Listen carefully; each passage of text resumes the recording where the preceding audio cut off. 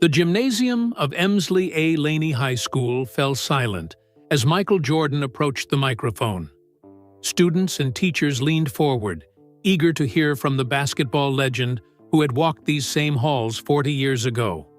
But no one, not the freshman computer whiz Marcus Washington, not the current basketball stars, not even Principal Marshall, could have predicted what Jordan was about to reveal. I've been in arenas with 20,000 people. I've played in NBA finals with millions. Watching! I've stood on Olympic podiums and met presidents, Jordan began, his deep voice filling the space. But coming back here, this is different. This is where it all started, where I learned the most important lessons of my life, including one lesson I never told anyone about until today. His next words would not only change how they saw the greatest basketball player of all time, they would transform how they understood failure, success, and the power of turning rejection into the fuel that drives greatness. The clock on the wall of Mr. Saunders' English class seemed frozen at 1:45 p.m. Marcus Washington stared at it, willing the minute hand to move faster. Only 15 more minutes until the final bell. He shifted in his seat, trying to focus on the grammar worksheet in front of him. "Remember, everyone," Mr. Saunders said, walking between the rows of desks, "these subject-verb agreement exercises are due tomorrow. No excuses." Marcus sighed. He was good at English, but today his mind kept wandering. His mom had the late shift at the hospital again, which meant another dinner alone. Maybe he'd work on his coding project after homework. The program he was building might not impress the basketball players who ruled Laney High, but it made him happy. The crackle of the intercom made everyone look up. "Attention, students and faculty of Emsley A. Laney High School." Principal Marshall's voice filled the room. "I have an extraordinary announcement to make." The class perked up. Principal Marshall usually saved the intercom for boring reminders about parking rules or upcoming tests. "Next Thursday, our school will welcome back our most distinguished graduate. I am thrilled to announce that Michael Jordan will be visiting Laney High." The classroom erupted. Students jumped from their seats, some cheering, others looking at each other in disbelief. Mr. Saunders dropped his dry erase marker. "Did she just say, Michael Jordan?" "The Michael Jordan?" Principal Marshall continued, her voice fighting to be heard over the growing excitement throughout the school.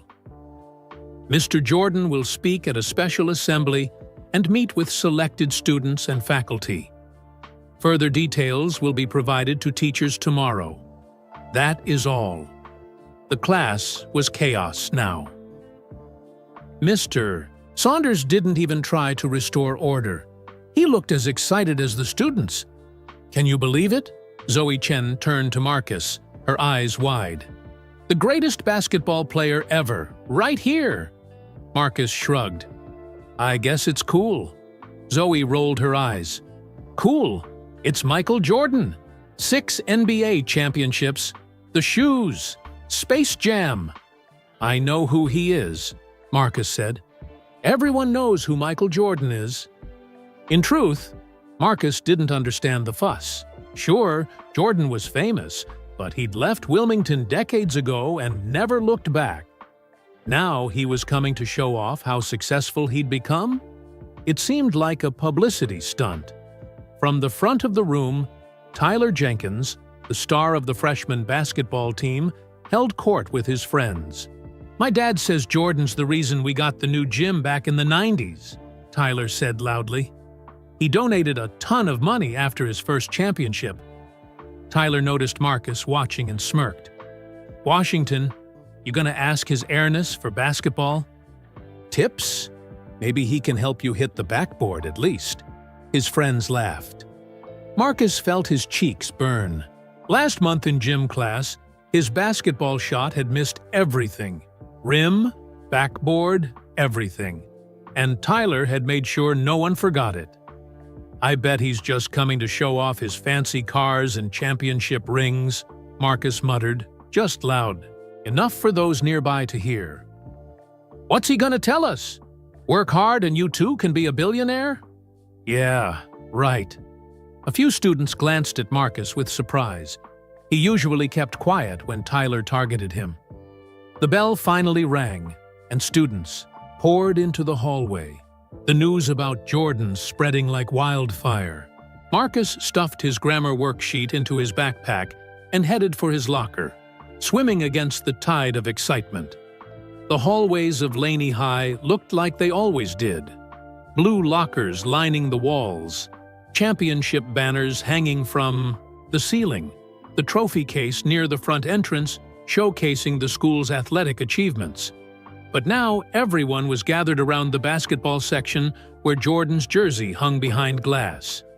Marcus sidestepped the crowd. He had a long walk home and dark clouds threatened rain. Outside, the humid North Carolina air wrapped around him like a heavy blanket. Marcus thought about Jordan as he walked. What was someone like that really like in person? Was he actually coming back to inspire kids, or just to remind everyone how great he was? Marcus remembered the Nike posters in the gym. Jordan soaring, through the air, tongue out, making the impossible look easy. What could someone who'd never failed at anything possibly say to a kid like him? The first raindrops began to fall as Marcus turned onto his street. He picked up his pace, thinking about the coding project waiting on his computer. At least in that world, he understood the rules. You either wrote the right code or you didn't. No popularity contests, no athletic ability required, just logic, effort, and persistence. As the rain fell harder, Marcus wondered what Jordan would really be like. Maybe the basketball legend would surprise him, but Marcus doubted it. People, like Michael Jordan, lived in a different world, a world where doors always opened, where success came naturally, where no one ever laughed at your dreams. A world nothing like his own. The next morning, gray clouds still hung over Wilmington. The rain had cleared, but the air felt heavy with moisture. Marcus arrived at school early, hoping to finish his homework. In the library before first period. As he walked past the gym, he heard the familiar squeak of basketball shoes on polished wood. The freshman team had morning practice on Tuesdays. Out of curiosity, he peeked through the small window in the door. Inside, the team ran drills under the watchful eye of Coach Wallace Carter. At 73 years old, Coach Carter was a Laney High legend. He walked with a slight limp now, but his voice still boomed across the court. Jenkins! Pass the ball. This isn't a one-man show. Marcus watched as Tyler reluctantly passed to a teammate. Even Marcus could tell Tyler was talented, quick, athletic, and confident. Everything Marcus wasn't. He was about to continue to the library when Coach Carter blew his whistle. Gather round, everyone. Practice is over early today. I've got something important to tell you. The players huddled around the old coach, and to Marcus's surprise, Coach Carter waved at him through the window.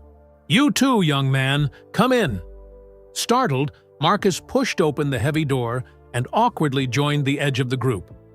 The basketball players looked at him with confusion. What's Computer Boy doing here? Tyler whispered to a teammate, Coach Carter. Overheard. Everyone's welcome to hear this story. It might be the most important lesson you'll learn in this gym. He sat down slowly on the bleachers, gesturing for the boys to sit on the floor in front of him. His weathered face looked serious. You all think you know Michael Jordan's story, he began, his voice gravelly with age. The championships, the shoes, the dunks. But you don't know the real story, especially what happened right here at Laney. The gym fell silent. Marcus found himself leaning forward. I've been at this school for 51 years, Coach Carter continued. Started as a math teacher in 1974, then became assistant coach for the basketball team. I was here when a skinny sophomore named Mike Jordan tried out for varsity in 1978. "Wait," interrupted one of the players. "Michael Jordan tried out for the team? I thought he was always the star." Coach Carter shook his head. "That's what I'm trying to tell you. Michael Jordan wasn't always Michael Jordan." He emphasized the name. Back then, he was just Mike, a skinny kid who loved basketball but wasn't anything special, at least not yet. Marcus felt a strange sensation in his stomach. This didn't match the picture he had of Jordan.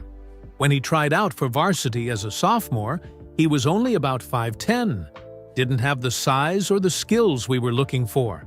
So, he didn't make the cut. Coach Carter's eyes seemed far away, seeing something from long ago. Coach Herring posted the roster, and Mike's name wasn't on it. The gym was completely silent now. Even Tyler looked shocked. Some of the varsity players were there when Mike checked the list, Coach Carter continued. They laughed at him. Not just a little chuckle, but real laughter. Called him names, said he wasn't good enough. And Mike just stood there, taking it. Marcus swallowed hard. He knew exactly how that felt. Mike went home and cried in his room, Coach Carter revealed. His mother said it was the first time she'd seen him truly heartbroken. One of the freshman players raised his hand. But he eventually made the team, right? Oh, he did more than make the team. Coach Carter smiled slightly. After getting cut, that boy changed. He grew several inches that year, for one thing. But more importantly, his attitude changed. He started training like nobody I've ever seen. Before school, after school, weekends, he'd play against grown men, in pickup games just to get better. Coach Carter stood up slowly, walking to the wall where jerseys hung in frames. The next year, as a junior, he didn't just make varsity, he became our star. By senior year, he was All-American.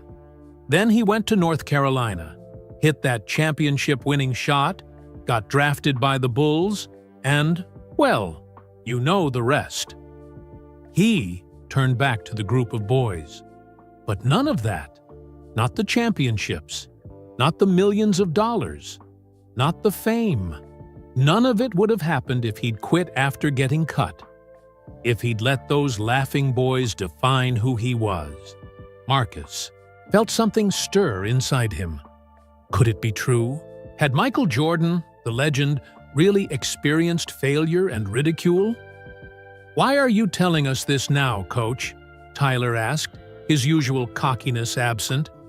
"Because when Michael Jordan walks through those doors next week, I want you to see more than just a famous rich guy. I want you to remember he walked these same hallways, sat in the same classrooms, and got laughed at on this very court." Coach Carter's voice grew serious. "And I want you to think about how you treat each other. About how your words can either crush someone or push them to greatness." His eyes scanned the group, lingering briefly on Tyler, then Marcus. "Success leaves clues, boys, but so does failure. The difference is what you do after you fail." He checked his watch. "Now get cleaned up and get to class." As the players headed to the locker room, Marcus stayed behind. He approached Coach Carter cautiously. "Coach Carter? I'm Marcus Washington. I was just passing by, but thank you for letting me listen." The old coach studied him. "You're not on the team." "No, sir. I'm not very good at basketball." Marcus hesitated. "Actually, I'm pretty terrible." Coach Carter chuckled. "So was Bill Gates, I hear. What are you good at, son?" "Computers, math. I'm building a program that—" Marcus stopped. "Sorry, you probably don't care about that." "Why wouldn't I care?" Coach Carter asked. "This school isn't just about basketball, you know. Jordan might be our most famous graduate, but he's not our only successful one. Marcus didn't know what to say. A teacher had never shown interest in his coding before. You know, Coach Carter said thoughtfully, everyone's got their own court to play on, their own game to master. Sounds like you've found yours. The first bell rang, echoing through the empty gym. You better get to class, Coach Carter said, but remember what I told you all today. And when Jordan comes next week, listen carefully. Not just to what he says, but to what his life teaches. As Marcus hurried to his first class, his mind was spinning. The story of Jordan failing, being laughed at, then working harder than everyone else, it changed something in how Marcus saw the basketball legend. For the first time, he felt genuinely curious about Michael Jordan's visit. Not because Jordan was famous, but because maybe, just maybe, they had something in common after all. When Marcus got home that afternoon, the small apartment was empty. His mom had left a note on the refrigerator. Lasagna in the oven. Heat for 20 minutes at 300 Fahrenheit. Love you. Mom, Marcus smiled at the heart she'd drawn next to her name. His mom always found ways to show she cared, even when her nursing schedule kept her busy. While the lasagna heated, Marcus set the table for two. His mom would be home around 6:30, tired from her shift, but always wanting to hear about his day. Today, he actually had something interesting to tell her. The door opened just as he was taking the bubbling lasagna out of the oven. Something smells delicious, Tanya Washington said, dropping her purse on the counter. Though tired, her smile was warm. Just following your instructions, Marcus replied, setting the dish on the table. As they ate, Marcus told her about the announcement of Jordan's visit. His mother's fork paused halfway to her mouth. Michael Jordan? Coming to Laney? Her eyes widened. When? Next Thursday. The whole school's talking about it. Tanya shook her head in disbelief. Well, I never thought I'd see the day. Why's that? Marcus asked, suddenly curious about her reaction. You know, I was a freshman when he was a senior, she revealed, surprising Marcus. Everyone knew he was special, even then. Wait, you went to school with Michael Jordan? Marcus couldn't hide his shock. His mother had mentioned attending Laney, but never this detail. It was a big school, honey. We weren't friends or anything. She smiled at a memory. But I remember once, my arms were full of books, and he held the door for me. Just a normal, polite kid who happened to fly through the air when he played basketball. Marcus digested this information. Today, Coach Carter told us Jordan got cut from varsity when he was a sophomore, that some of the players laughed at him. That's true, his mother nodded. It was a big deal when he made varsity the next year. He'd grown taller and gotten so much better. Everyone noticed the change. Marcus pushed his lasagna around his plate.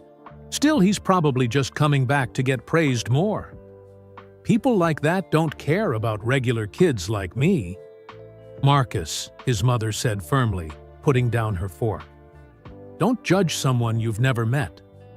Michael Jordan worked for everything he got.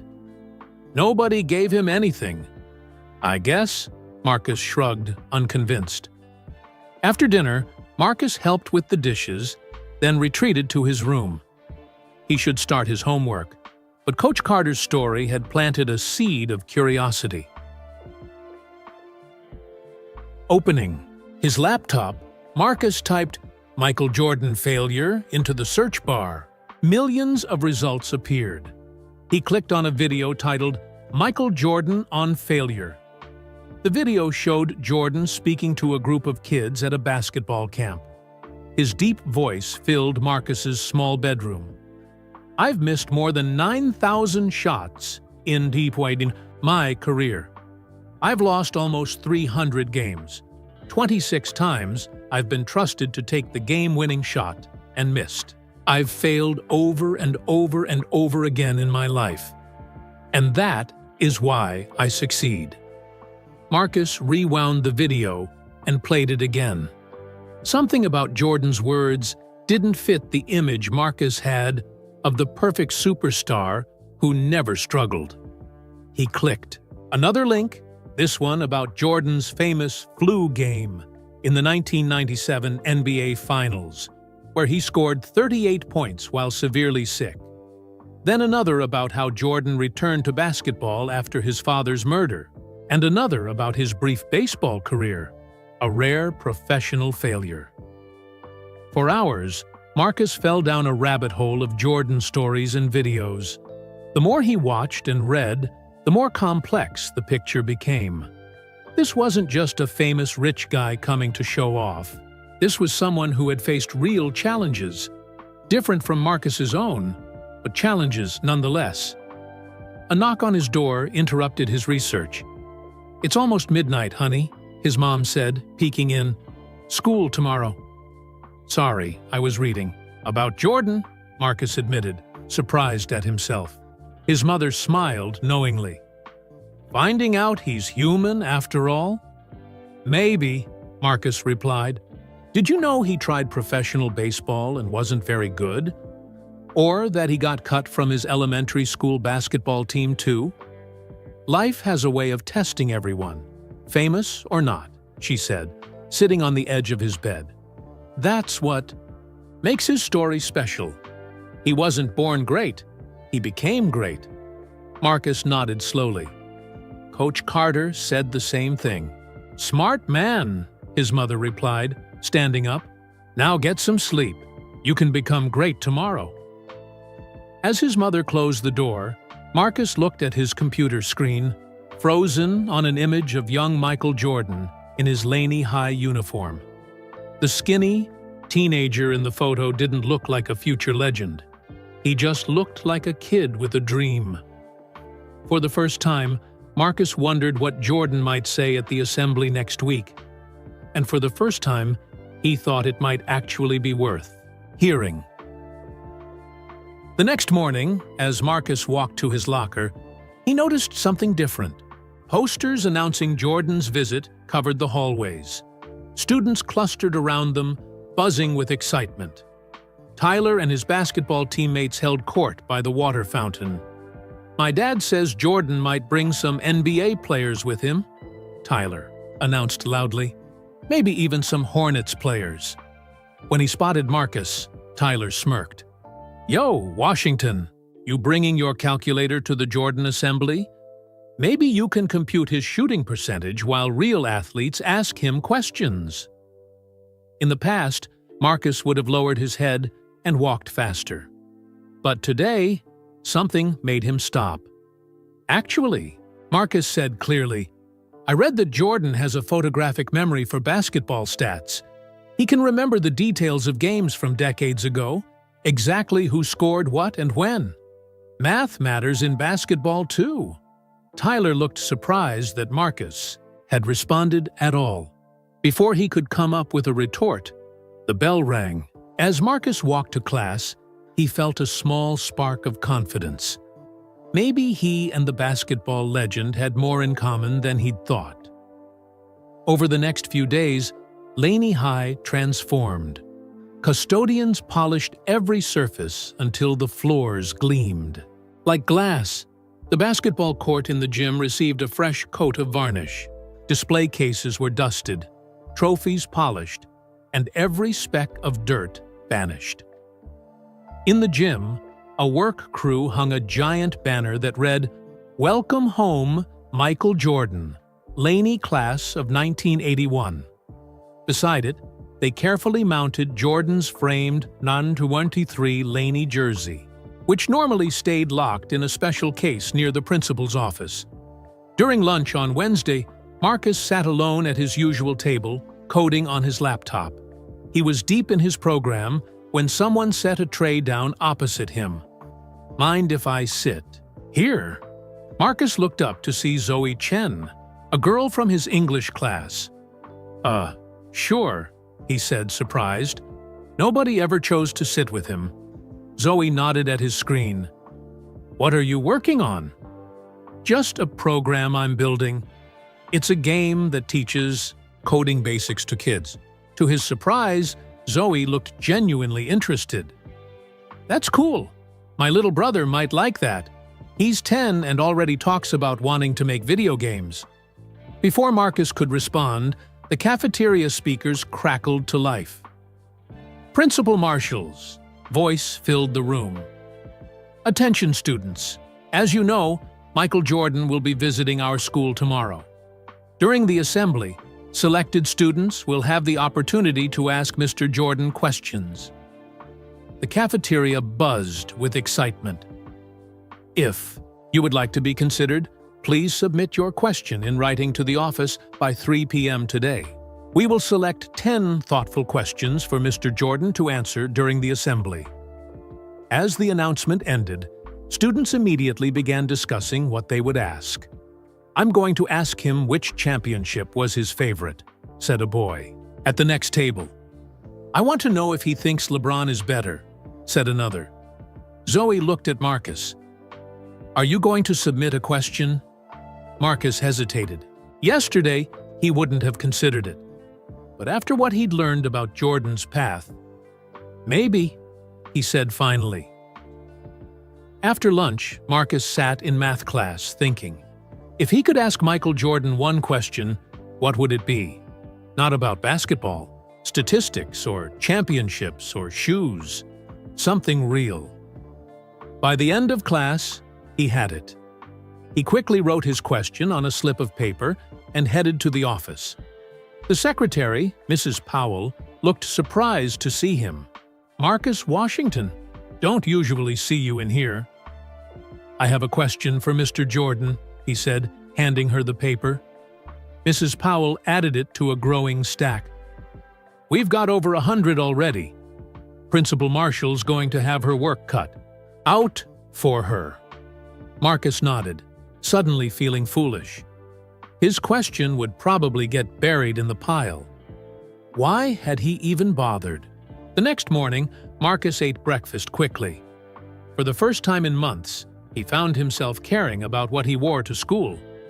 He picked his newest jeans and a blue button-down shirt his mom had given him for his birthday. His mother noticed. You look nice today? Special occasion? Just the Jordan thing, Marcus mumbled, embarrassed. His mother smiled knowingly but didn't tease him. When Marcus arrived at school, the atmosphere was electric. News vans from local TV stations parked outside. A small crowd of people who weren't. Students or teachers gathered near the entrance, hoping for a glimpse of the basketball legend. Inside, Principal Marshall stood in the main hall, addressing a group of students. Marcus recognized some of them as class presidents and athletes. And remember, you're representing Laney, she was saying. Be respectful, professional, and make us proud. As Marcus passed, Principal Marshall called out to him, Marcus, just the person I was looking for. Confused, Marcus approached the group. Me? Yes, you. Principal Marshall held up a sheet of paper. Your question for Mr. Jordan was selected. You'll be asking it during the assembly today. Marcus felt his stomach drop. My question? Really? Yes, Principal Marshall smiled. It was thoughtful and different from the others. Most students asked about basketball stats or his favorite, dunks. You asked something deeper. Several students looked at Marcus with new interest, wondering what his question was. Be in the gym 15 minutes before the assembly starts, Principal Marshall instructed. We'll go over the procedure with all selected students. As the group dispersed, Tyler Jenkins approached Marcus, his face a mix of surprise and annoyance. You got selected? What did you ask? His tone wasn't friendly. Marcus hesitated, then decided to answer honestly. I asked what he did the day after. He got cut from the varsity team. Tyler's eyebrows shot up. That's your question? Not about his championships or his shoes or anything actually interesting? I think it's interesting, Marcus replied, feeling more confident than usual. Anyone can look up his stats or his shoe sales, but what he did right after failing, that tells you something about who he really is. Tyler seemed caught off guard by Marcus's response. A few students nearby had stopped to listen. Whatever, Tyler said finally. What do you know about basketball or Jordan? You can't even make a layup. Maybe that's why my question is better than yours, Marcus replied, surprising himself with his boldness. I didn't ask about his dunks or championships. A few students snickered, not at Marcus, but at Tyler, who flushed red and walked away. Quickly. Throughout the morning, a buzz of anticipation filled every classroom. Teachers tried to conduct normal lessons, but it was hopeless. Everyone was thinking about the afternoon assembly. During lunch, Marcus picked at his food, too nervous to eat. The reality of asking a question in front of the whole school. And Michael Jordan was sinking in. Zoe sat down beside him. I heard your question got picked. That's awesome. I think I'm going to throw up, Marcus admitted. You'll be fine, Zoe assured him. And it's a great question. My dad's a huge Jordan fan, and he has all these books about him. Last night I told him about your question, and he said it cuts right. To what made Jordan different from other talented players? Marcus looked at her with surprise. Really? Yeah. Dad says lots of players are gifted, but what separated Jordan was how he handled setbacks. She smiled encouragingly. So, your question matters. That afternoon, the local newspaper arrived at school to cover Jordan's visit. The front page featured a photo of a young Michael Jordan in his Laney uniform, alongside a recent picture of him in a business suit. The headline read, Air Jordan returns to where it all began. Marcus read the article carefully. It mentioned how Jordan had grown up in Wilmington, his parents' jobs, and his early struggles in basketball. The more Marcus learned, the more fascinating Jordan's story became. As the day of classes wound down, an announcement came over the intercom asking selected students to report to the gym. With a deep breath, Marcus gathered his courage and headed toward the biggest moment of his freshman year, and a face-to-face encounter with the legend whose story was beginning to change how he saw himself. Marcus joined 9 other students. In the gym, where Principal Marshall waited with a clipboard, the enormous space, usually filled with noise, felt strangely quiet. Thank you all for being prompt, Principal Marshall said. As our selected question askers, you'll sit in the front row during the assembly. When I call your name, you'll approach the microphone, state your name and grade, then ask your question clearly. A woman with a Wilmington News ID badge approached. Principal Marshall, do we know what time Mr. Jordan's convoy will arrive? They're en route now, Principal Marshall replied. Security is already in position. Marcus hadn't thought about security. Of course, someone as famous as Jordan would need protection. Since we have a few minutes, Principal Marshall continued, Mr. Rodriguez needs help setting up the audio equipment. Any volunteers? Marcus raised his hand. Technology was his comfort. Zone, perfect. Marcus, meet Mr. Rodriguez by the AV table. The school's audiovisual coordinator was struggling with microphone stands and cables. He looked relieved when Marcus approached. Thank goodness. Can you test these mics while I fix the feedback issue? For the next 20 minutes, Marcus worked, methodically, testing each microphone and adjusting sound levels. Working with the equipment calmed his nerves. This was something he understood. While he worked, the gym began filling with staff placing chairs and security personnel checking exits. Through the windows, Marcus could see students lining up outside, dressed in their best clothes, buzzing with excitement. Mr. Rodriguez handed Marcus a wireless microphone. "This is the one Mr. Jordan will use. Make sure it's perfect." Marcus felt the weight of the small device in his hand. Michael Jordan would speak into this very microphone, answering the question Marcus had written. Suddenly, a voice crackled over Mr. Rodriguez's radio. "Convoy approaching south entrance. 2 minutes." The gym erupted in activity. Principal Marshall directed teachers to their positions. Security personnel touched their earpieces and moved toward the doors. "Stay here and keep working," Mr. Rodriguez told Marcus. "We need to make sure everything's ready." Through the gym's back windows, Marcus saw 3 black SUVs with tinted windows pull up to the school's rear entrance. Men in suits emerged first, scanning the area. Then, the back door of the middle SUV opened. Even from a distance, Michael Jordan's presence was unmistakable. He unfolded from the vehicle, taller than everyone around him, dressed in a perfectly tailored navy suit. His shaved head gleamed in the sunlight, and his walk carried the confidence of someone who had conquered the world. Marcus's heart hammered in his chest. This wasn't just a famous person. This was Michael Jordan, the actual human being who had walked these same hallways, faced failure in this very gym, and gone on to become perhaps the most famous athlete in history. As Jordan approached the back entrance with Principal Marshall, who had hurried outside to greet him, he happened to glance up at the gym windows. For a brief moment, his eyes met Marcus's. Time seemed to stop. Jordan's expression was serious, focused, but he acknowledged Marcus with a slight nod. Without thinking, Marcus nodded back.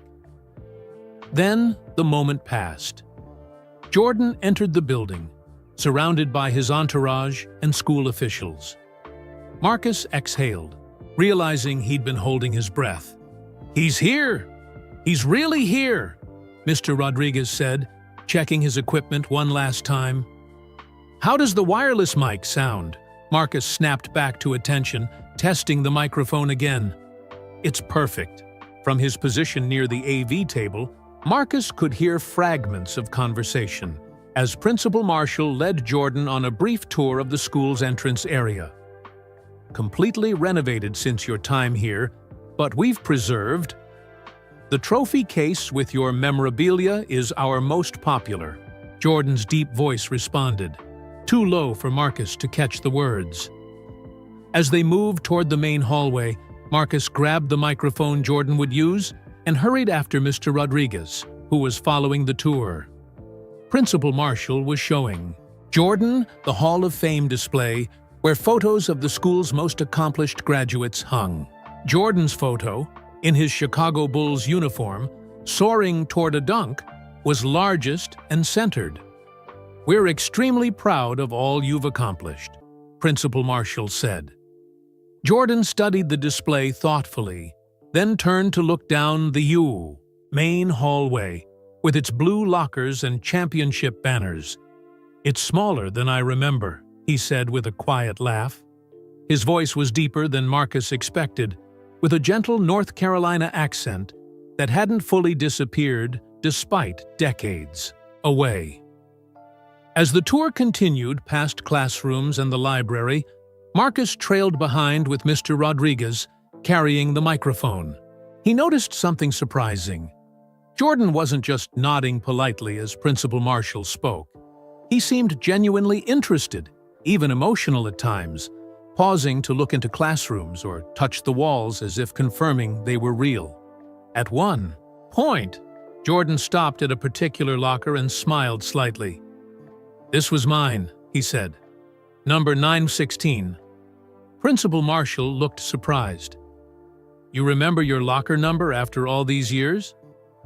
"I remember everything about this place," Jordan replied, his voice soft but intense. "Every hallway, every classroom." He paused. Every moment. Something in his tone made Marcus shiver. There was weight behind those words, meaning Marcus couldn't quite grasp. But he sensed that this visit meant more to Michael Jordan than anyone had expected, perhaps even Jordan himself. The tour ended back at the gym doors, where they would enter for the assembly. The entire school waited inside. Jordan straightened his tie, took a deep breath, and nodded to Principal Marshall. "Let's do this." As the doors opened, Marcus clutched the microphone he would soon hand to the legend. In just minutes, he would ask his question in front of the entire school. But now, having glimpsed the human being behind the myth, Marcus was no longer simply nervous. He was curious. The gym doors swung open, and the roar hit Marcus like a physical force. Every student, teacher, and staff member of Laney High School was on their feet, cheering, clapping, and shouting as Michael Jordan entered. The basketball court had been transformed. Hundreds of chairs filled the floor in neat rows. A stage with a podium stood at the center of what would normally be center court. Banners hung from the ceiling. "Welcome home, Michael Jordan," and "Laney Pride." Marcus hurried to his place with the other students who would ask questions, clutching the wireless microphone. Mr. Rodriguez gave him a thumbs up from the AV station. Principal Marshall led Jordan toward the stage, stopping occasionally so he could shake hands with teachers or administrators. Flashbulbs popped as photographers captured every moment. Local news cameras tracked his movement. Marcus studied Jordan's face. The basketball legend smiled and nodded at people. But Marcus noticed something in his eyes. A hint of what might have been nervousness or emotion. It was hard to tell. As Jordan reached the stage, Marcus handed the wireless microphone to Principal Marshall, who checked it quickly before passing it to Jordan. For a brief moment, Marcus stood close enough to the basketball legend to notice details.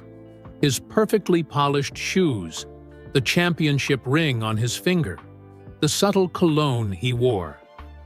"Thank you, young man," Jordan said directly to Marcus, his voice low. "You're welcome, sir," Marcus managed to reply before returning to his seat in the front row. Principal Marshall approached the podium as Jordan took a seat in an oversized chair on the stage. The crowd gradually quieted. Students, faculty, and special guests. Today marks a historic moment for Emsley A. Laney High School, Principal Marshall began. "We are honored to welcome home our most distinguished graduate." She turned toward Jordan. "His achievements hardly need listing, but I'll do so anyway." The crowd chuckled. 6 NBA championships with the Chicago Bulls. 5 Most Valuable Player awards. 14 NBA All-Star selections. 2 Olympic gold medals. His Airness is also a successful businessman, majority owner of the Charlotte Hornets, and founder of the Jordan brand at Nike. The applause was thunderous. Jordan nodded in acknowledgement, his expression serious. But beyond these achievements, Principal Marshall continued, Michael Jordan's greatest legacy may be his determination and work ethic. The qualities he developed right here at Laney have inspired generations of athletes and non-athletes alike. She gestured toward Jordan. "Please join me in welcoming home Michael Jordan, Laney High School class of 1981. The gym erupted again as Jordan stood and approached the podium. He adjusted the microphone, waited for the cheering to subside, and looked out over the crowd. His TV gaze moved slowly across the gym, as if taking in every detail, every face. The silence grew deeper as he continued to scan the room without speaking. Marcus felt his heart pounding. What was he waiting for? Finally, Jordan spoke. "Thank you, Principal Marshall. Thank you to all the teachers, staff, and students for this welcome." His voice was calm, measured, filling the gym without seeming to raise its volume. "I've been in arenas with 20,000 people. I've played in NBA finals with millions watching. I've stood on Olympic podiums and met presidents." He paused. "But coming back here, this is different. This is where it all started, where I learned the most important lessons of my life, including one lesson I never told anyone about until today. The gym fell completely silent. Even the teachers looked at each other in confusion. What story about Laney High could Michael Jordan have kept secret all these years? Marcus leaned forward, in his seat, hanging on every word. "Many of you know parts of my story," Jordan continued. "You've probably heard how I didn't make the varsity team as a sophomore." Nods and murmurs spread through the crowd. "That's true. Coach Herring put the list up, and my name wasn't on it." Jordan's voice remained steady, but Marcus noticed his hands tighten slightly on the podium. "What you might not know is how that moment felt. Standing there, staring at that list, feeling like I'd failed, feeling embarrassed, feeling like maybe I wasn't good enough." The students sat perfectly still, many with wide eyes. Michael Jordan, talking about not being good enough? Some people think I just shrugged it off, worked harder, and moved on. That's the story everyone tells. But the truth is more complicated and more human. Jordan looked around the gym again, his eyes stopping briefly at the spot where, 40 years earlier, the roster had been posted. "I went home that day and cried in my room. Actually, cried real tears. I felt like I'd let my family down, let myself down. I questioned whether I should even keep playing basketball." Marcus glanced at the other students in the front row. Everyone looked shocked. This wasn't the unshakable, superhuman Michael Jordan they'd expected. This was someone who had felt pain, doubt, and failure, just like them. "The reason I'm telling you this," Jordan continued, "is because we live in a world of highlights. You see the dunks, the championships, the success. You don't see the thousands of hours of practice. You don't see the failures, the doubts, the pain." He stepped out from behind the podium, microphone in hand, and moved to the front of the stage. "Everyone in this room will face moments when you don't make the cut. When you don't get the job, the scholarship, the relationship, the opportunity you wanted. When people laugh at your dreams or tell you you're not good enough." He paused, his eyes sweeping across the silent gym. "Those moments will define you. Not because they stop you, but because they show you who you really are when things get hard." Jordan moved across the stage, his presence commanding the room. "The morning after I didn't make varsity, I had a choice. I could quit, or I could work harder than I'd ever worked before." He smiled slightly. "My mother had something to say about that choice. She told me, 'Don't let other people decide what you can become.'" Marcus thought about his own mother saying something similar just days ago. "So I grew, physically, yes, from 5'10" to 6'3" in that year. But more importantly, I grew mentally. I learned that temporary failure isn't the same as defeat. I learned that other people's opinions of me didn't have to become my reality." Jordan's voice grew more intense. "I came back the next year and made varsity. But here's what matters. Even if I hadn't made it, even if I'd never played another game of basketball in my life, that lesson would still have been the most valuable thing I ever learned, because it applies to everything." Marcus felt a chill run down his spine. Somehow, it felt like Jordan was speaking directly to him. So when you face your own moments of doubt, remember, it's not about never falling. It's about how you get back up. It's about turning disappointment into fuel. Jordan returned to the podium, his expression softening. "I've achieved things beyond what that sophomore crying in his bedroom could have imagined. But I'm still that same kid, in many ways. Still trying to prove something, still turning doubts into determination." He smiled genuinely for the first time since beginning his speech. "Now, I understand some of you have questions for me, and I want to hear them. But first, I want to thank the teachers who pushed me, the coaches who believed in me, and yes, even those who didn't. You all played a part in this journey."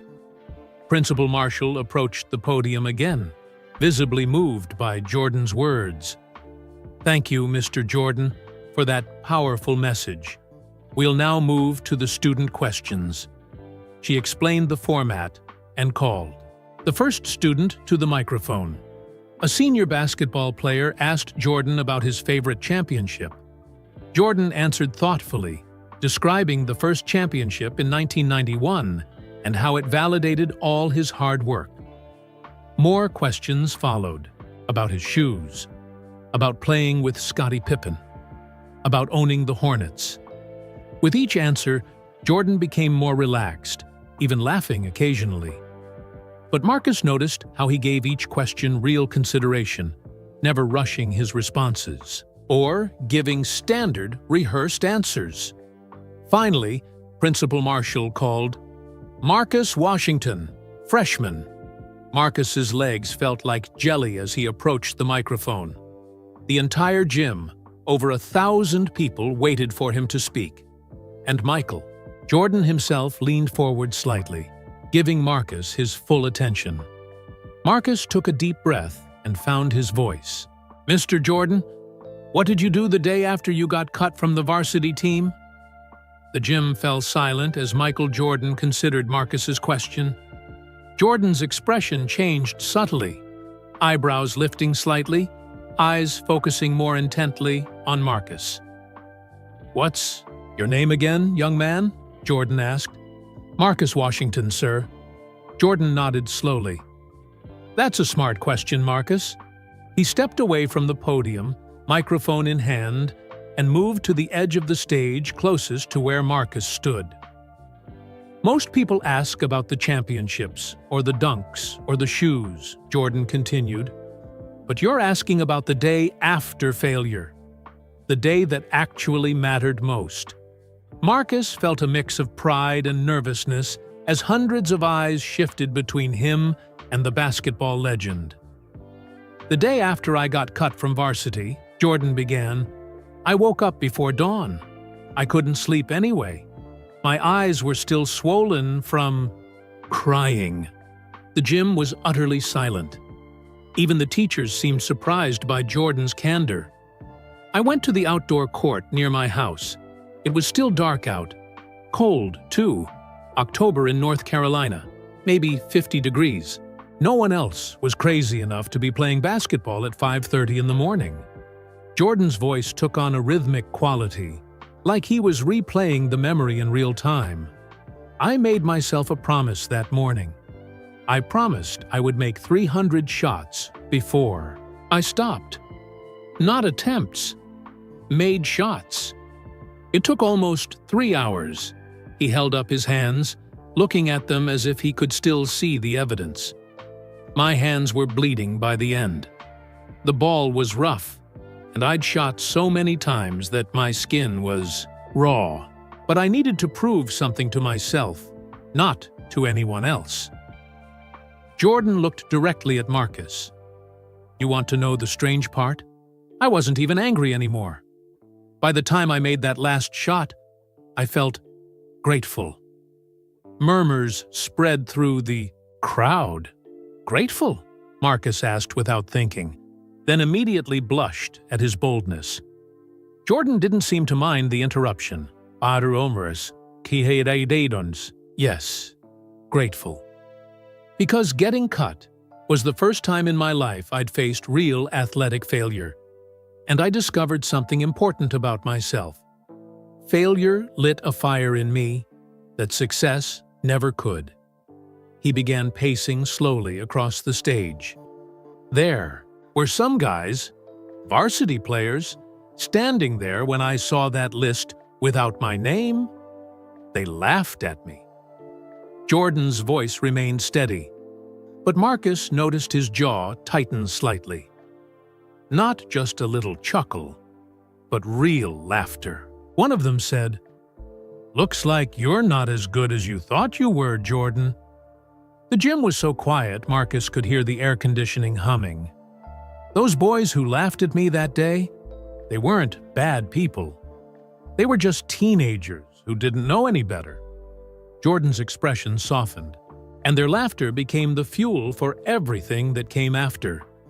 He described how he grew several inches that year, how he trained every morning before school and every evening after, how he played against grown men in local games to improve, how his hands developed calluses until the basketball felt like part of him.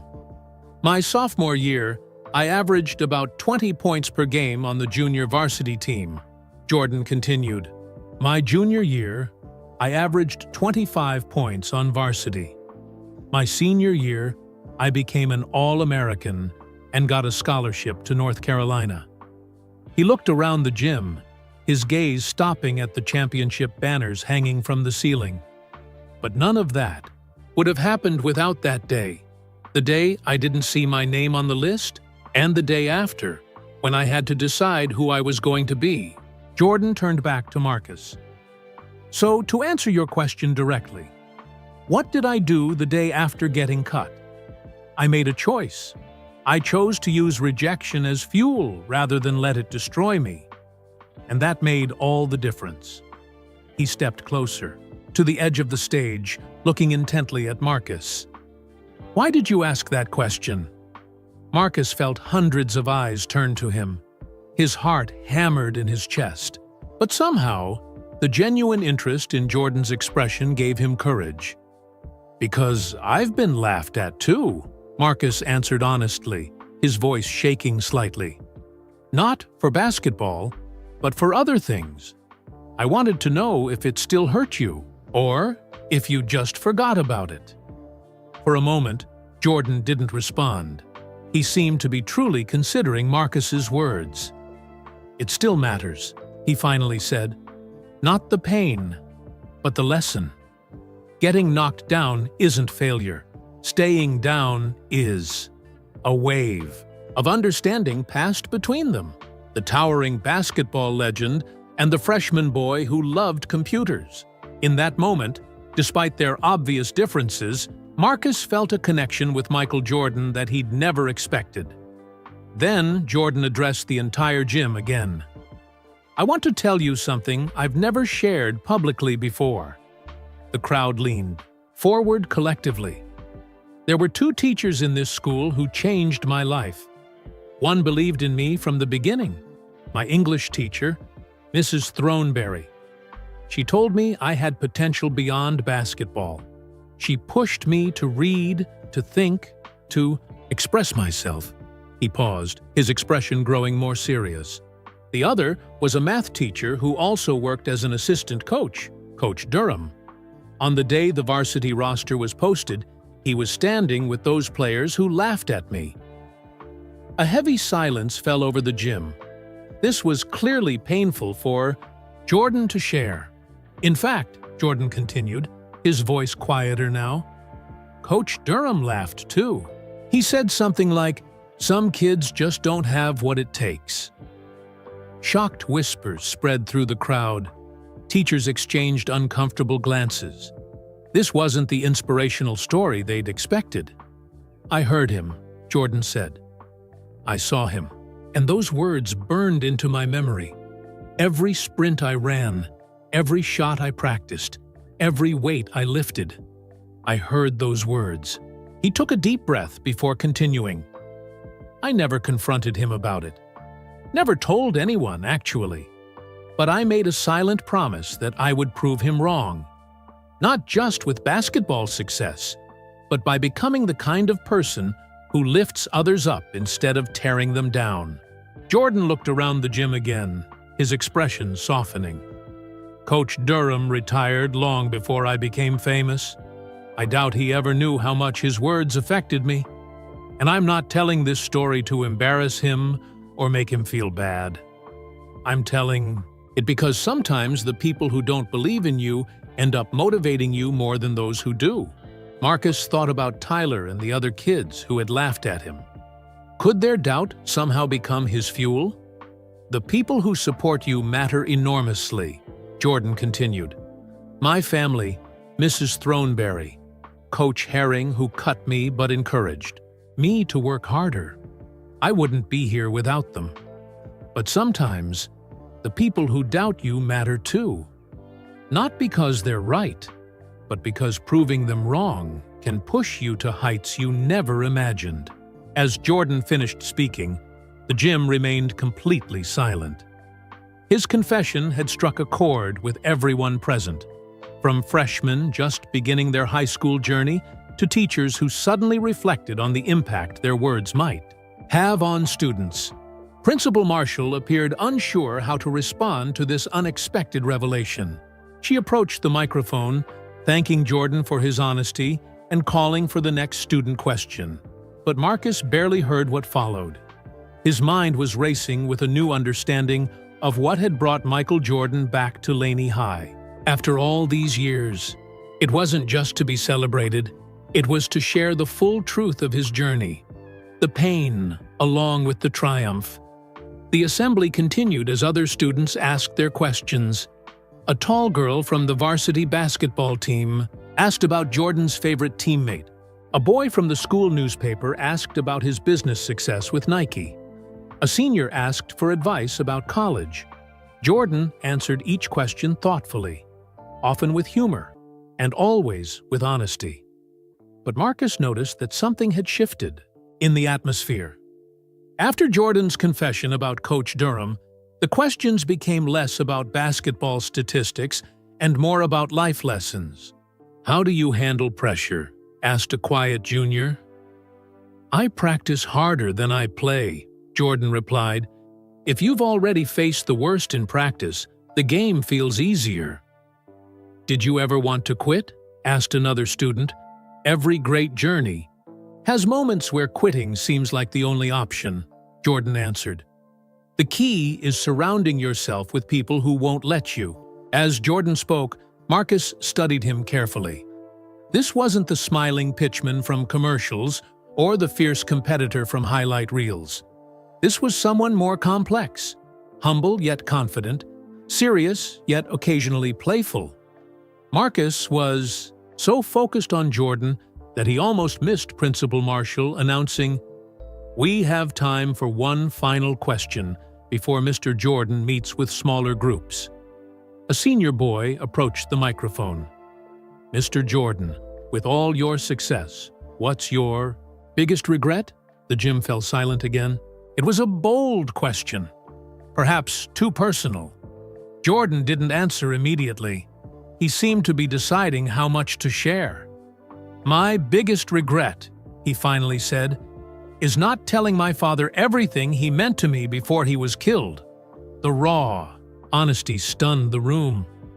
Jordan's father, James, had been murdered in 1993, a tragedy that had led to Jordan's first retirement from basketball.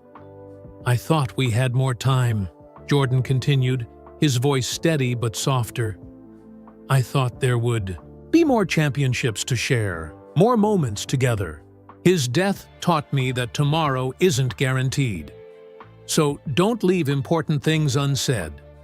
Principal Marshall stepped forward, visibly moved.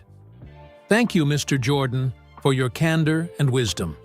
Students, please join me in showing our appreciation." Gym erupted in applause as Jordan nodded in acknowledgement. Unlike the cheers that had greeted his entrance, this applause felt different to Marcus. More respectful than excited, more grateful than starstruck. As the assembly concluded, Principal Marshall announced that Jordan would now meet with smaller groups, the basketball teams, the business class, and students selected for a special lunch. The students began filing out of the gym, buzzing with conversation about what they'd heard. Teachers guided them toward their next classes, though Marcus suspected not much regular learning would happen that day. As Marcus prepared to leave with the other question askers, Mr. Rodriguez approached him. "Principal Marshall wants you to stay, Marcus." "Me? Why?" Mr. Jordan specifically requested that you join the lunch group. Marcus's heart skipped. He asked for me? Are you sure? Mr. Rodriguez nodded. By name, said the kid with the good question should join them. Marcus remained in the gym as it emptied, watching as Jordan posed for photos with teachers and administrators. Even with cameras pointed at him, Jordan's focus never seemed to waver when speaking with people. He listened intently, giving each person his full attention. After most people had left, Jordan's security team guided him toward a smaller room off the main gym, the team meeting room where coaches reviewed game footage. Inside, tables had been arranged with catered food for about 20 people. Marcus lingered near the door, unsure if he should enter. He felt out of place among the student government officers and top athletes who had been selected for this honor. Had I seen then, he hesitated. Jordan appeared in the doorway. Marcus Washington, he said, remembering without prompting. Come on in. I saved you a seat. Stunned that Jordan remembered his name, Marcus followed him into the room. True to his word, there was an empty chair next to Jordan's place at the head of the table. The lunch was less formal than Marcus had expected. Jordan asked questions about school life, listened to stories about teachers, some of whom had taught during his time, and shared memories of his own high school days. The science lab still smells exactly the same, Jordan said, laughing. Some things never change. To Marcus's surprise, Jordan spoke less about basketball and more about perseverance, failure, and growth. He told stories many hadn't heard before, about business failures, about trusting the wrong people, about losing his father. Success leaves clues, but so does failure, he said. I learned more from my failures than my successes. When a teacher asked why he decided to visit Laney now, after all these years, Jordan didn't answer directly. He just said, some debts need to be paid in person. Throughout lunch, Marcus noticed Jordan checking his watch several times. At first, he thought the basketball legend might be bored or eager to leave, but Jordan seemed genuinely engaged with everyone. Something else was on his mind. As dessert was served, Marcus found the courage to speak directly to Jordan. Mr. Jordan, he said quietly, so only Jordan could hear, thank you for answering my question. It helped me. Jordan studied him with those intense eyes. You remind me of myself at your age. Not physically, I was already basketball obsessed, but that look in your eyes, you're figuring something out about yourself. Marcus was amazed at Jordan's perceptiveness. I'm trying to. What do you love? Jordan asked. What makes you lose track of time? Computers, coding, building things that work. Jordan nodded. Then that's your court. That's where you practice your fadeaway jumper. But I get laughed at for that too, Marcus admitted. Good, Jordan said with unexpected intensity. Let them laugh. In 20 years, they'll pretend they always supported you. I've seen it happen. As lunch concluded, Principal Marshall announced that Jordan would now meet privately with the basketball teams. The students thanked him and began to leave.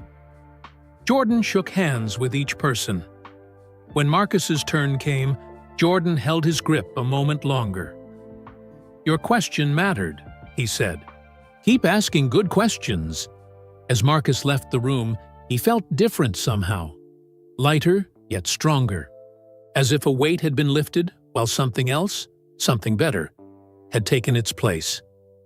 Behind him, he heard Jordan ask Principal Marshall, Is he here yet? Mr. Durham?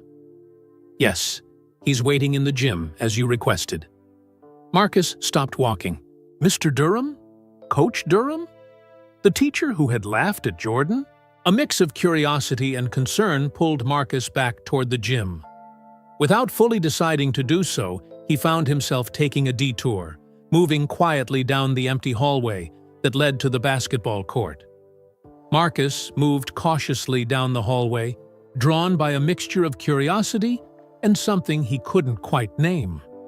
The main corridor was empty now, with most students back in class, and Jordan's security team focused on the room where he was meeting with the basketball teams. As Marcus approached the gym, he heard voices coming from inside.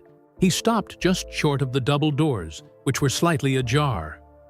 Through the narrow gap, he could see Jordan standing near center court, alone. He appeared to be waiting for someone.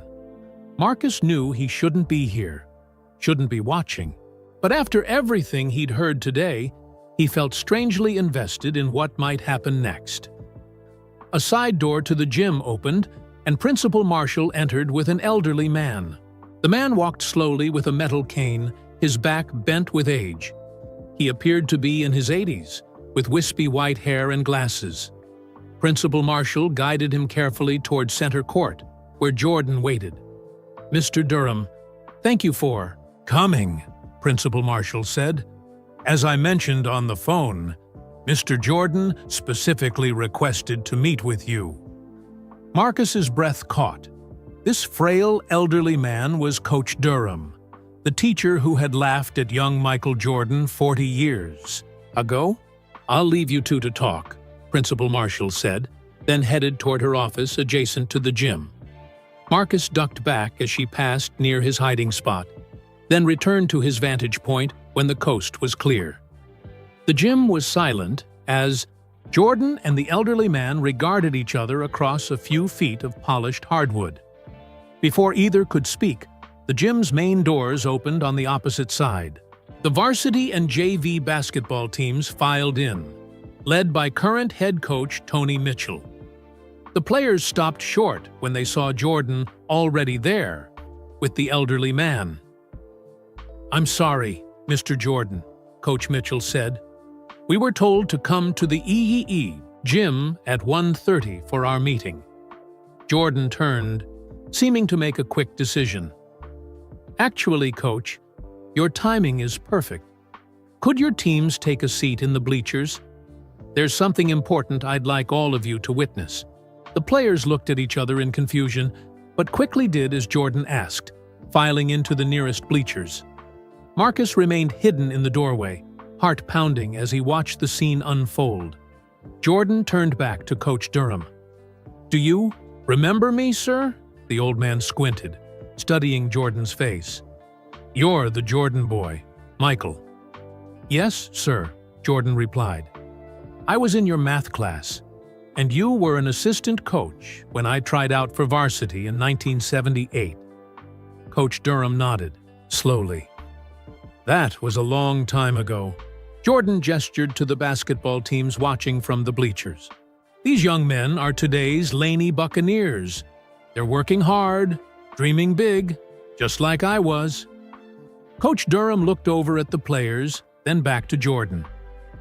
"You became something special. Something none of us could have predicted." A heavy silence followed. Marcus held his breath, wondering what Jordan would say next. Would he confront the old coach about laughing at him all those years ago? "Coach Durham," Jordan finally said, his voice steady but gentler than before. "I asked you here today because there's something these players need to hear. Something about failure, doubt, and what we do with rejection." He turned to the teams, in the bleachers. "When I was your age, I tried out for varsity as a sophomore. I didn't make the team. Coach Durham was there when they posted the roster without my name on it." The players leaned forward, sensing they were witnessing something significant. "Earlier today," Jordan continued, "I shared something I've never told anyone publicly. On that day, when I saw I didn't make the team, there were some varsity players who laughed at me, and Coach Durham was with them." The gym went completely silent. Some players glanced uncomfortably at the elderly man. "For years, that moment fueled me," Jordan said. "Every time I wanted to quit, every time my muscles screamed during training, I remembered those laughs. I used them as fuel," Coach Durham's wrinkled face showed shame as the memory returned. He gripped his cane tighter. "I've regretted that moment for 40 years," the old coach said quietly. His voice trembled but carried in the silent gym. "I should have stopped those boys, not joined them. I want you to know I followed every game you ever played. I kept a scrapbook of your achievements. Not because you're famous, but because you proved me wrong in the best possible way." Jordan's stern expression softened. "I didn't come here for an apology, coach." The elderly man looked confused, as did the basketball players watching the exchange. "I came to thank you," Jordan said. A murmur of surprise spread through the bleachers. Coach Durham's eyes widened. "Without that moment, without your laughter, I might have been just another decent basketball player," Jordan explained. "That day lit a fire in me that never went out. In trying to prove you wrong, I found out who I really was." He stepped closer to the old coach. "So, in a strange way, I owe you my gratitude." Tears formed in Coach Durham's eyes. "I don't deserve your thanks, Michael." "We don't always get what we deserve," Jordan said, extending his hand. "Sometimes we get something better. We get a chance to make things right." As the two men shook hands, Jordan addressed the basketball teams. "Remember this moment. Remember that how people treat you is often about them, not you. And remember that you decide what to do with rejection, whether it breaks you or builds you." The players nodded solemnly, clearly moved by what they were witnessing. Coach Mitchell stepped forward. "Mr. Jordan, thank you for sharing this with our teams. This lesson is worth more than any basketball clinic could be." Jordan nodded, then turned back to Coach Durham. The old man was wiping tears from his eyes with a handkerchief. "There's one more thing," Jordan said, reaching into his jacket pocket and pulling out a small box. "I brought something for you." Before he could explain further, a loud clang echoed through the gym. Marcus had leaned too far forward, bumping against a metal trash can near the door. It tipped over, the sound amplified in the quiet gym. Everyone turned toward the noise. "Who's there?" Jordan called out. Caught. Marcus froze. There was nowhere to hide, no explanation he could give. Slowly, he stepped into view, his face burning with embarrassment. "I'm sorry," he said, his voice small in the large space. "I didn't mean to spy. I wanted to see what would happen." Coach Mitchell frowned. "Young man, you shouldn't be here. This is a private meeting." But Jordan studied Marcus with an expression more curious than angry. "You're the young man with the good question. Marcus, right?" Marcus nodded, expecting to be scolded or sent away. To his surprise, Jordan beckoned him forward. "Come here." Uncertain, Marcus walked slowly onto the court, aware of all the eyes watching him. The basketball players whispered among themselves, probably wondering why Jordan was calling over a freshman nobody. As Marcus approached center court, standing nervously between the basketball legend and the elderly coach, he had no idea that what happened next would change the course of his life. "Marcus," Jordan said, "since you're here, maybe you can help us with something." Marcus swallowed hard, looking up at the towering figure of Michael Jordan. "Me?" Jordan nodded, then turned to Coach Durham. "Coach, this young man asked me a question. Today, that reminded me of why I wanted to meet with you." The elderly teacher studied Marcus with rheumy eyes. "What did you ask him, son?" "I asked what he did the day after he got cut from the varsity team," Marcus answered, his voice steadier than he expected. Coach Durham's face softened with understanding. "The day after. That's the one that counts, isn't it?" "Exactly." Jordan agreed. He placed a hand on Marcus's shoulder. Marcus here is like I was in some ways, smart, determined, but dealing with people who don't see his potential yet. Marcus felt strange hearing Jordan describe him this way, as if the basketball legend somehow understood his daily struggles. Coach Durham, Jordan continued, I'd like you to tell these young men what you observed about me after I got cut. Not just what you thought at the time, but what you saw over the next year. The old coach took a deep breath, leaning on his cane. After you didn't make varsity, I expected you to quit, or at least slow down. Most kids do when they face rejection. He shook his head slowly. But you did the opposite. I'd see you in the gym before school, working on your game. I'd hear from other teachers about how you were playing at the park until dark. Coach Durham looked at the basketball players in the bleachers. I've coached hundreds of players over 35 years. Never saw anyone transform himself like Michael did that year. He grew physically, yes, but his determination was what set him apart. Jordan nodded, then addressed the team. The point isn't that I became a great basketball player. The point is that I chose my response to failure. That's what I want you to take from today. He turned back to Marcus. And that applies to whatever court you're playing on. Basketball, academics, computers, anything. Marcus nodded, trying to process the fact that Michael Jordan was giving him personal advice in front of the entire basketball program. As the moment stretched, Coach Mitchell cleared his throat. Should we proceed with our scheduled meeting, Mr. Jordan? Yes, Jordan replied. But first, I have something for Coach Durham. He handed the small box to the elderly teacher. Coach Durham opened it with shaky hands to reveal a simple black bracelet. I've worn one like this for years, Jordan explained. No one has ever known what the words on it mean. Coach Durham squinted at the engraving on the bracelet. Thanks for the laugh. Emotion crossed the old man's face as he realized the significance. You've carried that memory all this time? Not as a grudge, Jordan clarified, as a reminder. Sometimes, our greatest motivation comes from unexpected places. He gestured to the teams in the bleachers. I'd like you to share this story with them.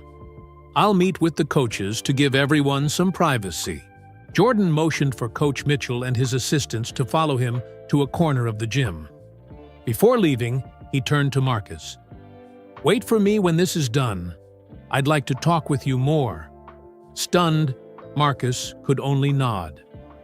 As Jordan walked away, Coach Durham lowered himself onto a nearby bench, the basketball teams gathering around him in a semicircle. Marcus hesitated, unsure if he should stay or go. You too, young man, Coach Durham called. This concerns you as well. For the next 20 minutes, the elderly coach shared stories about young Michael Jordan that none of them had ever heard. He described Jordan's transformation from a disappointed sophomore to a dominant player, emphasizing the work ethic that made it possible. The Michael Jordan you know from highlights and commercials, that person was built through thousands of hours when no one was watching, Coach Durham said. When you were asleep, he was working. When you were playing video games, he was working.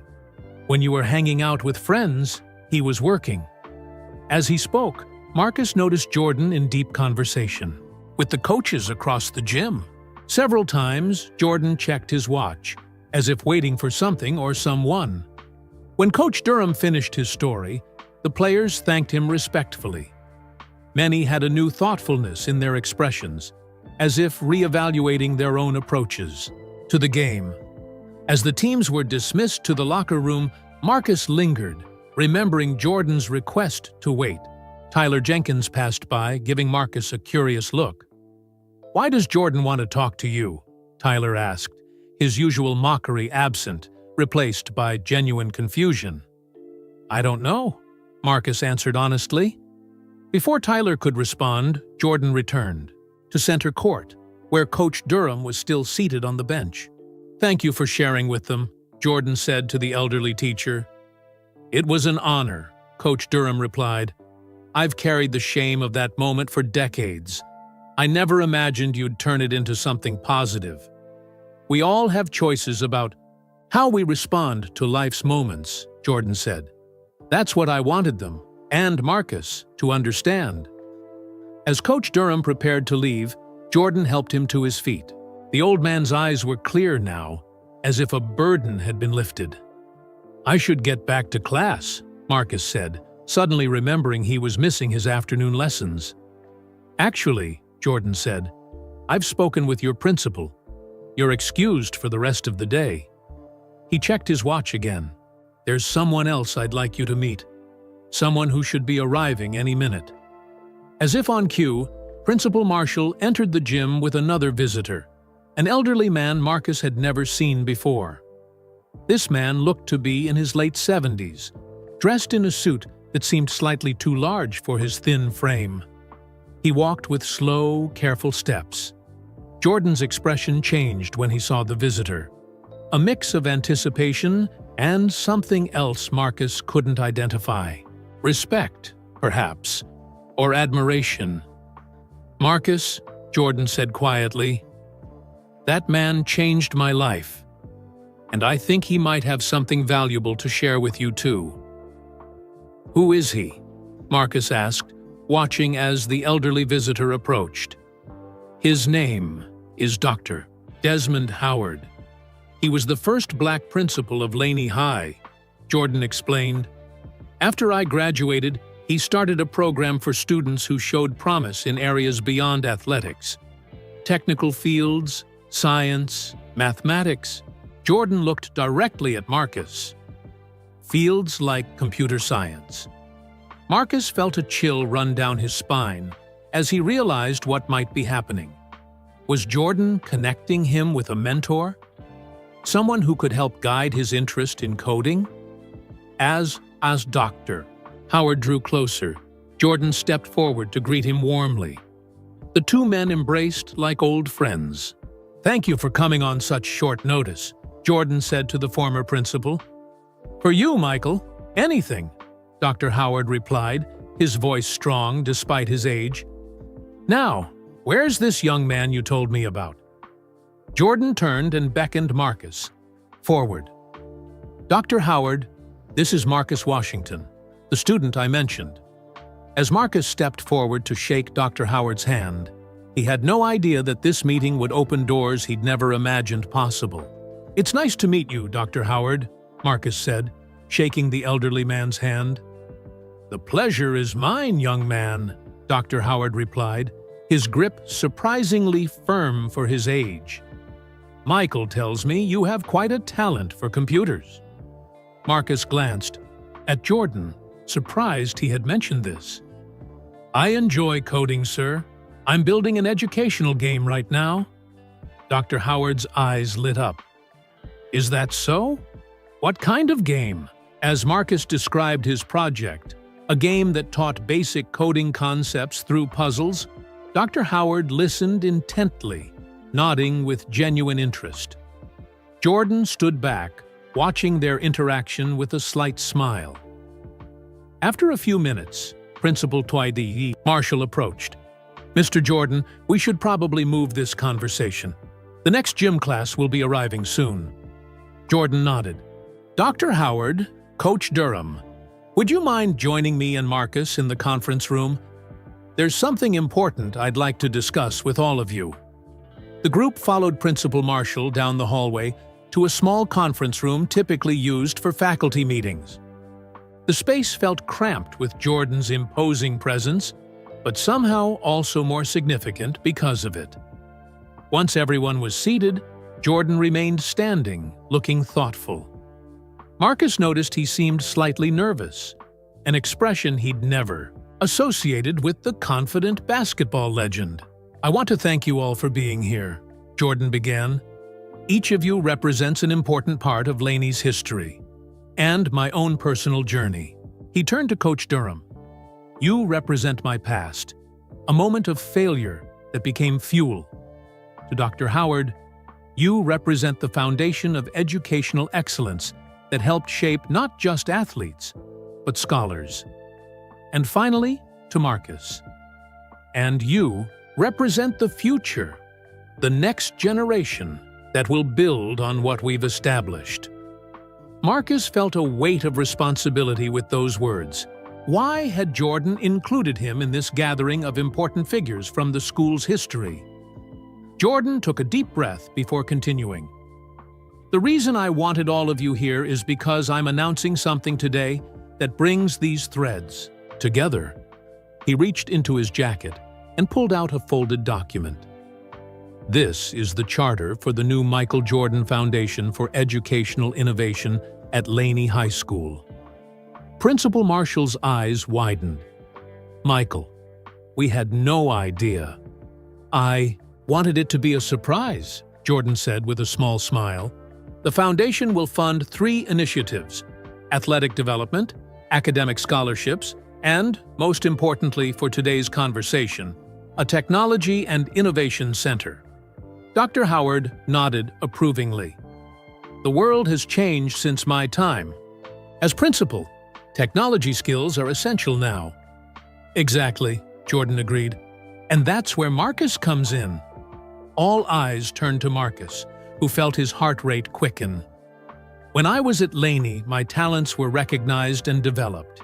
Eventually, Jordan said, with a glance at Coach Durham. But what about students whose gifts aren't on the basketball court? Who's developing their potential? He placed a hand on Marcus's shoulder.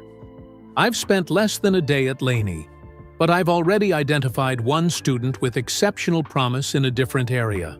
How many others might be here, needing just a little encouragement and the right resources? Marcus couldn't believe what he was hearing. Had Michael Jordan really noticed something special in him? The Technology Center will be located where the old audiovisual room is now, Jordan continued. It will have the latest computers, software, and tools for students interested in programming, design, robotics, and other technical fields. He turned to Dr. Howard. And I'm hoping you'll serve as an advisor to help establish a mentorship program, similar to the one you created years ago. The elderly educator nodded solemnly. I would be honored. Jordan then looked at Coach Durham. I'd like you to share your perspective too, how developing talent requires both encouragement and challenge. The old coach seemed moved beyond words. He simply nodded, his eyes glistening. And Marcus, Jordan said finally, I'd like you to be involved as well, as the first student advisor to the Technology Center Planning Committee. Your input would be valuable as we design a space that works for actual students, not just what adults think students need. Marcus sat in stunned silence. This had to be a dream. The most famous basketball player in history was asking for his help? I don't know what to say, Marcus managed. Say yes, Jordan smiled. Sometimes opportunities come from unexpected places. Yes, Marcus replied firmly. Definitely yes. As they discussed preliminary plans, Marcus's mind raced. He thought about the other students like him, kids with technical interests who didn't fit the typical Laney High success story. This center could change everything for them. After about 20 minutes, Principal Marshall checked her watch. I hate to interrupt, but Mr. Jordan's schedule has one more commitment before he leaves. Jordan nodded, rising from his chair. I need a few minutes alone with Coach Durham, if that's all right.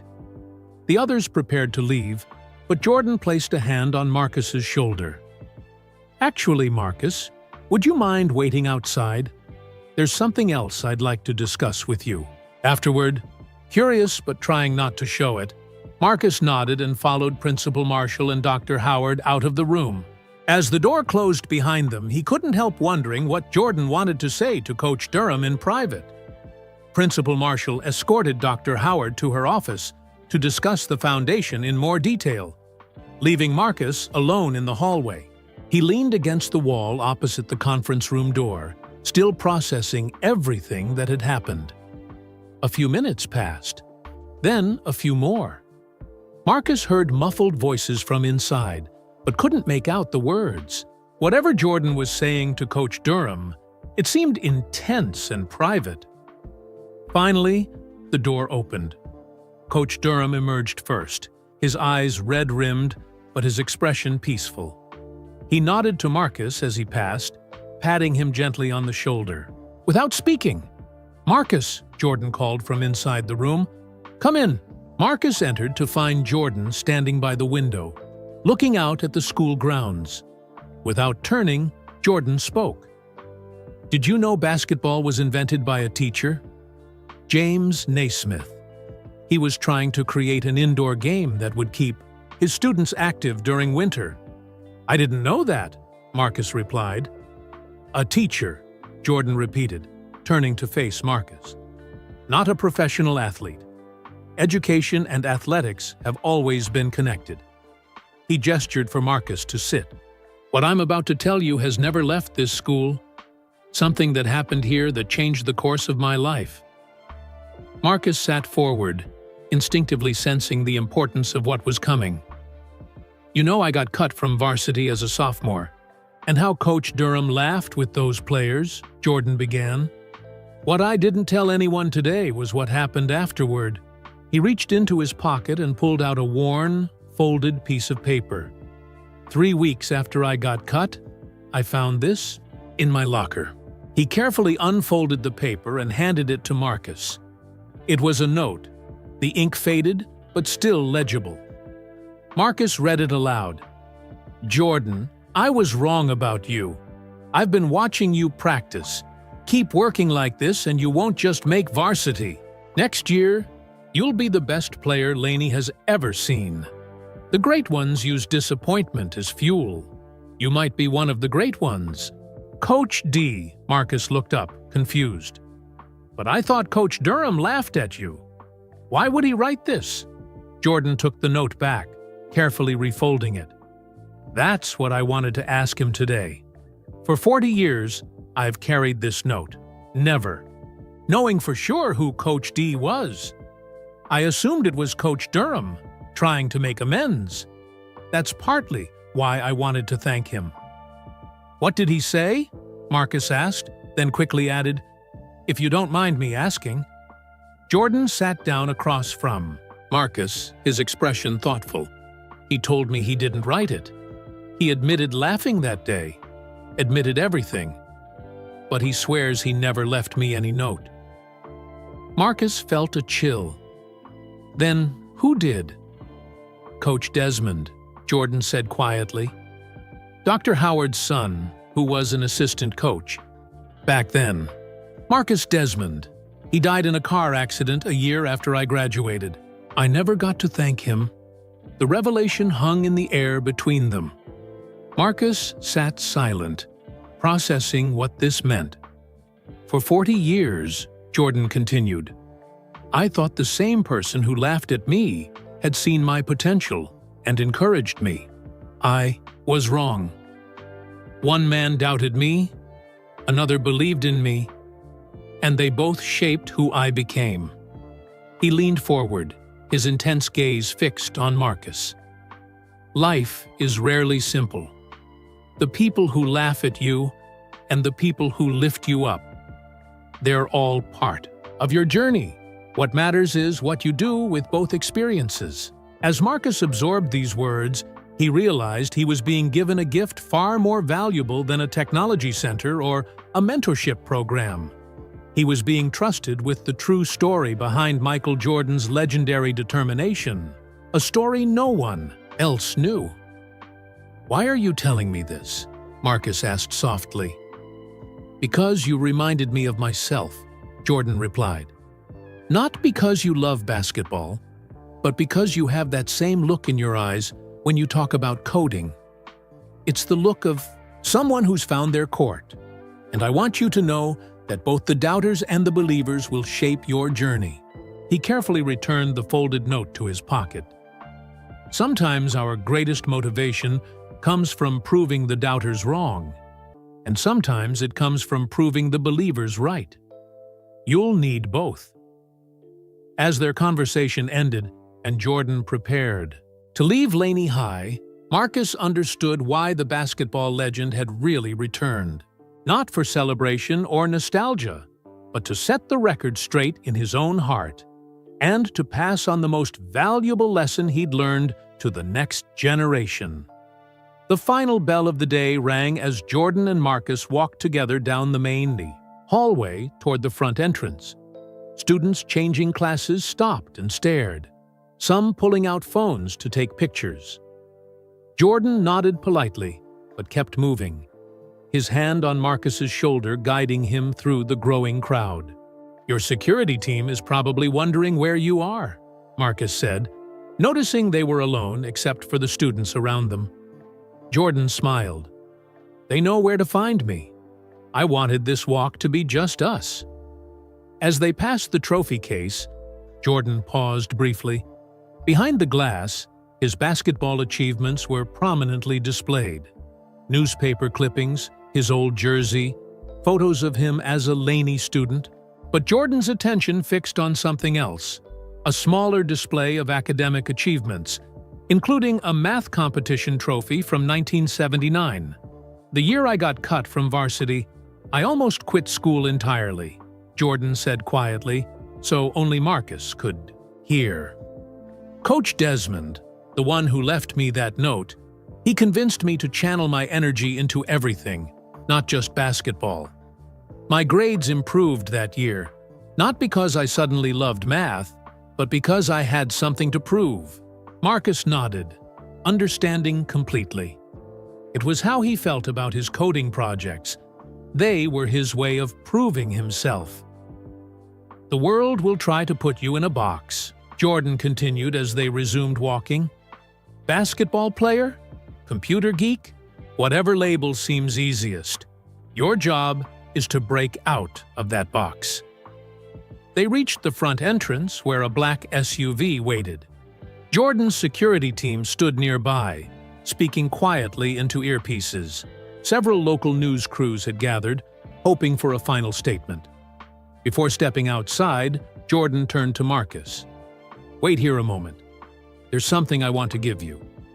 He reached into his pocket and pulled out a small box, similar to Fee, the one he'd shown Coach Durham. "Open it later, when you're alone." Marcus took the box, surprised by its weight. "Thank you, Mr. Jordan, for everything today." "Thank me by proving me right about you," Jordan replied with a half-smile. "I expect big things." With a final nod, Jordan stepped outside to a flurry of camera flashes and shouted questions. His security team immediately surrounded him, creating a path to the waiting vehicle. Marcus watched through the glass doors as Jordan answered a few questions for the reporters.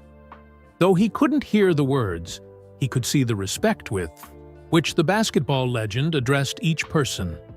No rush, no impatience, just the focused attention he'd shown throughout the day. As Jordan climbed into the SUV, he glanced back at the school. For a brief moment, his eyes met Marcus's through the door. The basketball legend gave a slight nod, then disappeared into the vehicle. Marcus stood watching as the convoy of black SUVs pulled away from Laney High. Only when they turned the corner and disappeared did he remember the small box in his hand. Curious but wanting privacy, he ducked into an empty classroom. Inside the box was a bracelet, identical to the one Jordan had shown Coach Durham. A simple black band with the words, "Thanks for the laugh," engraved on it. Beneath the bracelet was a handwritten note on expensive stationery. "Marcus, whenever someone laughs at your dreams or tells you you're not good enough, I want you to wear this. Let their doubt fuel you, not defeat you. 40 years from now, when you've achieved things that would make all of us proud, find someone who needs to hear your story Pass it on. MJ. Marcus stared at the bracelet, turning it over in his hands. Around him, the empty classroom slowly darkened as clouds passed over the sun outside. The weight of Jordan's words and his expectation settled on Marcus's shoulders. Could he live up to such a challenge? Could he turn the doubts of people like Tyler into motivation strong enough to drive him forward? The afternoon announcements crackled over the intercom, breaking his reverie. Among various club meetings and sports updates, Principal Marshall's voice added, "A special thank you to everyone for making Michael Jordan's visit a success today." Mr. Jordan expressed how impressed he was with our students and faculty. More information about his new foundation and the Technology Center will be shared in the coming weeks. As the announcements ended, Marcus slipped the bracelet onto his wrist. It felt strange, but somehow right. A tangible reminder of everything he'd learned today. The classroom door opened, and Marcus quickly pocketed the note. To his surprise, Tyler Jenkins walked in, followed by 2 other basketball players. "There you are," Tyler said, his usual mocking tone absent. "Everyone's talking about you and Jordan." Marcus tensed, preparing for ridicule. "What about it?" Tyler shifted uncomfortably. "What did he say to you after we left the gym?" Considering how to answer, Marcus noticed something different in Tyler's expression. Not jealousy or anger, but genuine curiosity, maybe even respect. "He told me about the note that motivated him when he was our age," Marcus replied carefully. "And about his foundation's new technology center." "Technology center?" one of the other players asked. Marcus nodded. "For students interested in computer, science, coding, robotics, that kind of thing." "Like you," Tyler said. It wasn't a question. "Yeah, like me." An awkward silence filled the room. Tyler glanced at the bracelet on Marcus's wrist, but didn't comment on it. "Look," Tyler finally said, "I wanted to say, I've been a jerk to you, making fun of your computer stuff. Coach Mitchell talked to us after Jordan left, said we need to respect everyone's talents, not just athletic ones." Marcus was so surprised he couldn't immediately respond. "Anyway," Tyler continued, "Jordan picked you out of everyone. He saw something in you. That's pretty cool." It wasn't exactly an apology, but Marcus recognized the effort it took for Tyler to say even this much. "Thanks," Marcus replied. After a moment, he added, "If you ever want to learn some coding basics, I could show you. It's not that different from learning plays in basketball, just a different language." Tyler seemed to consider this. "Maybe. My dad says I need to think about more than just basketball." As the boys left the classroom together, their conversation shifting to other aspects of Jordan's visit, Marcus felt something changing inside him. The insecurity that had been his constant companion was being replaced by something else. Not arrogance, but a quiet confidence that came from being seen, truly seen, by someone who recognized potential. Outside, the afternoon sun had emerged from behind the clouds, casting long shadows across the campus. Students were heading to after-school activities or boarding buses home. Everything looked the same as it had yesterday, but Marcus knew Laney High, and he himself, would never be quite the same again. He texted his mother that he'd be late coming home. There was something he needed to do first. 30 minutes later, Marcus sat in the school library, his laptop open before him. With renewed focus, he worked on his coding project, the educational game he'd mentioned to Dr. Howard. Ideas flowed more freely now, his fingers flying across the keyboard with new confidence. As he worked, he occasionally glanced at the bracelet on his wrist, not as a reminder of those who had laughed at him, but as a promise to himself about who he would become. The light outside faded as afternoon turned to evening. The library emptied except for Marcus and the elderly librarian, Mrs. Chen, who seemed content to let him work past the usual closing time. "You've been busy," she commented, passing by his table. "Something inspired you today?" Marcus looked up from his screen, where lines of code filled the display. "Yeah, you could say that." "Must have been quite something," she said, noticing the intensity of his focus. Marcus thought about everything that had happened. Jordan's speech, the revelation about the note, the foundation announcement, the bracelet now on his wrist. "It was," he replied simply. "But the real something is what happens next." Mrs. Chen smiled knowingly. "That's always the way, isn't it? The most important day isn't the one where you get inspired. It's the day after, when you decide what to do with that inspiration." Her words echoed Jordan's lesson so perfectly that Marcus paused his typing. "Did you hear him say that today?" "Say what?" Mrs. Chen looked confused. "Michael Jordan, about the day after being the most important." She shook her head. "I wasn't at the assembly. Had to keep the library open." She tapped the side of her head. "But some wisdom is universal. The great ones all know it." As Marcus returned to his work, he realized she was right. The lesson Jordan had shared wasn't just about basketball, or even about Jordan himself.